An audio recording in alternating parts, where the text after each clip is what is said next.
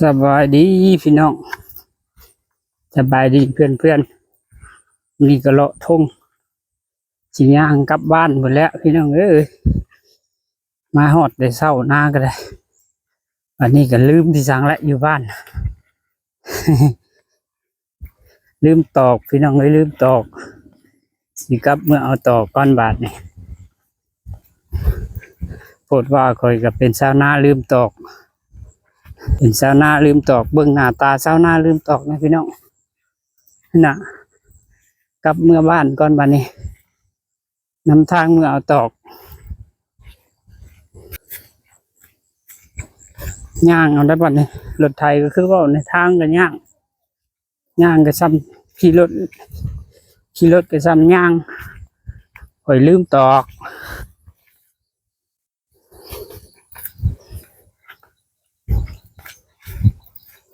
ย่างจักว่าสิดีกว่าไปซั่น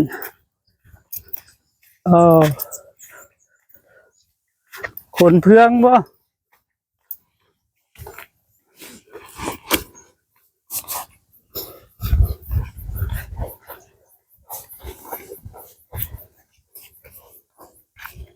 ทุ่งนี้หากระเพาะเมาเนาะพี่น้องย่างลัดเมื่อทุ่งนี้แหละคอยก็ได้ย่างลัดมันบ่แม่นทางคนเที่ยวคนหลายคุมมื้อนี่ไผก็ใช้รถนะจ๊ะไว้นำทางหลวงๆค่อยมื้อนี้ค่อยบ่ถือรถมาค่อยลืมตอก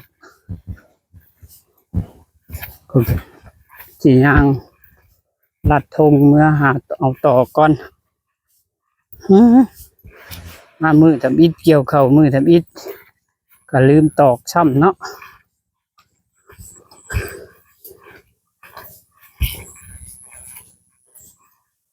เต็มที่แล้วว่ะไปนาลืมควายใส่นาลืมควายเพิ่นว่าตะกี้แม่นถือคอยแล้ววันนี้สิไปเกี่ยวเข่าว่าลืมตอกยังดีเนาะลืมตอกพี่น้องใครแน่แต่บ่ลืมเกี่ยวคันลืมเกี่ยวจักสิว่าพี่รังได้อันนี้ลืมตอกใครอยู่เกี่ยวพอได้ลายก็ตอนแรงเมื่อเอาก็ได้เนาะ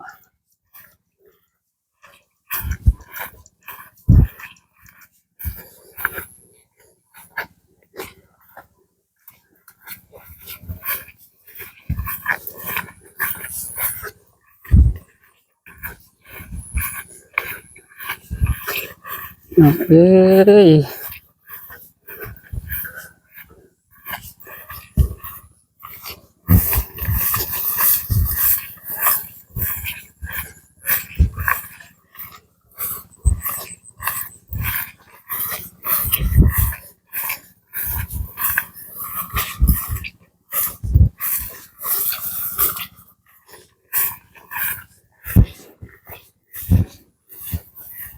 โอ้เข่าค่อยให้ย่างน้ำเกี่ยวพี่น้องเลยเบิ่งแน่งาทอนก็ขึ้นเพราะงาทอนมีบ่แมงขับติก็อยู่เว้นก่อนหอดให้คอยเว้นเพื่อนเขาก็เกี่ยวได้ลายเติมเลยได้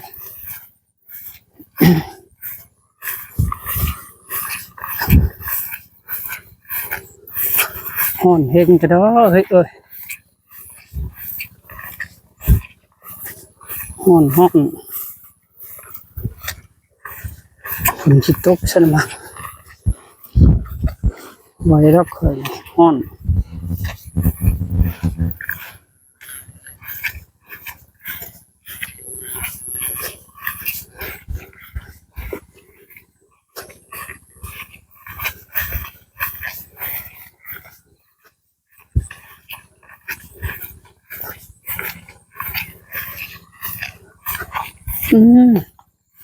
ไปทางใดวันนี้ทางค่อย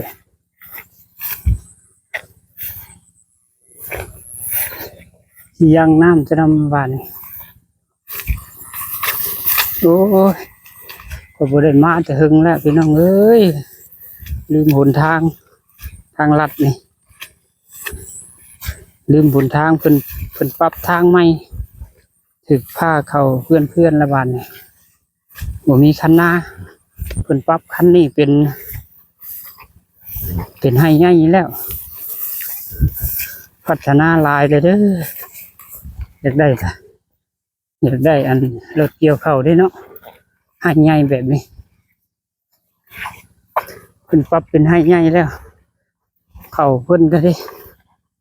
หลังจากที่ปรับก็บ่งามเลยพี่น้องเอ้ยงามบ่ถึงคือเก่าเข้าหน้าทงปีนี้ดำตัวปีพุ่นเนาะเลยบ่อยากงาม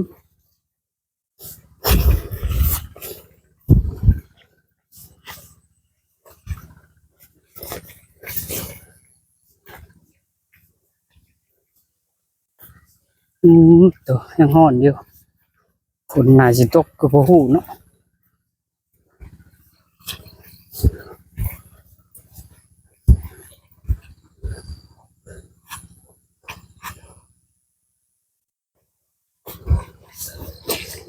พี่น้องบ่หลายตาบ่เนาะข่อยย่าง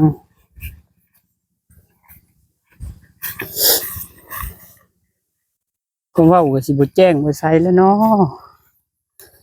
ย่างพร้อมเว้ากระบึบกระบับเสียงสดๆได้นี่ก็สิประมาณนี้แหละพี่น้องเอ้ย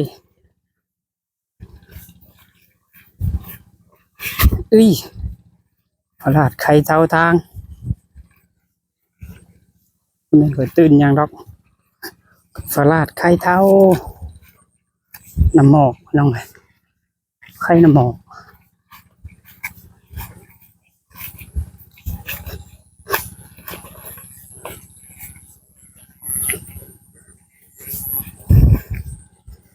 เจียวขอบน้ำกับปั้นน้ำกับมือนี่กระเซินว่ามีรถเกี่ยวเข่าเกี่ยวออกมาเป็นเบ็ดแห้งสิได้เกี่ยวดีเนาะเพราะว่าไฟกระหุบน้ำฝนนี่ละหุบแลนฝนส่องมากับเพิ่นเฮ็ดหลายทงพร้อมเกี่ยวทงนี้ปั้นแล้วก็ไปเกี่ยวทงหน้าเนาะมันสิประมาณนี้เด้หุบเข่าแล่นแล้วกันนี่พี่น้อง หุบเข่าแล่นหุบแล่นเลยเนาะโอ้รถปั่นมาฮอดแล้วหุบแล่นได้ฮะอุมัดก็ได้มันจะเอาเข้าสบายปั่นเลยรถมาแล้ว